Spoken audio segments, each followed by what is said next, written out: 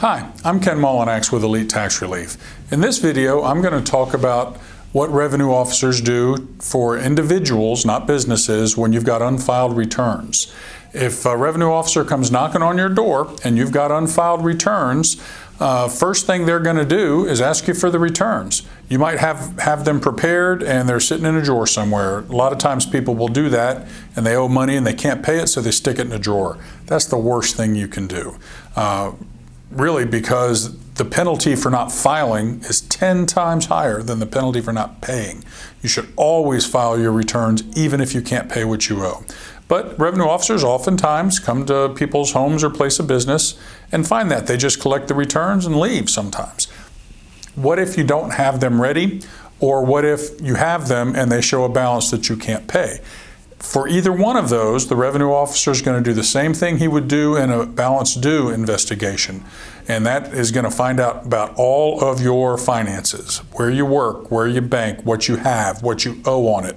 Do you have a retirement plan? Do you have room on your credit cards? He's going to ask you all those questions and fill out a long form.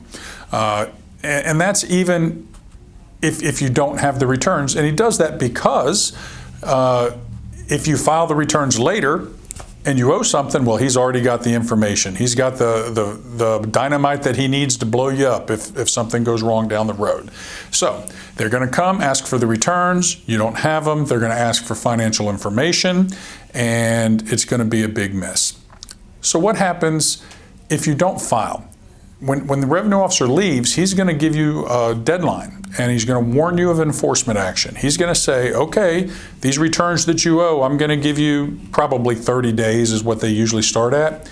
And in 30 days, if you don't file these returns, I'm going to file them for you. That's called the SFR program, the Substitute for Return.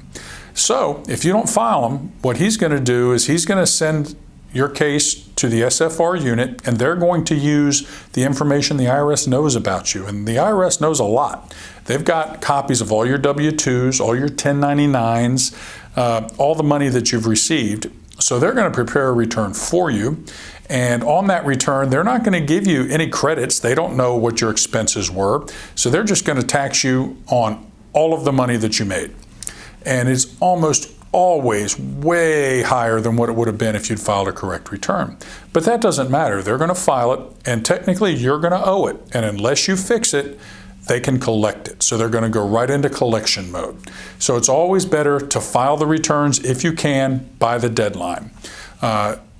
In any case, if an IRS revenue officer is knocking at your door, the best thing to do is just ask them to leave and call a representative. Tell them you've got power of attorney or you're going to get a representative, me or somebody else, but you probably need help because it can get really ugly at this point if you don't have everything the revenue officer wants while he's there. So if you need help, you can call me at 479-242-7499. And if you don't call me, please call somebody because you need help. Thanks.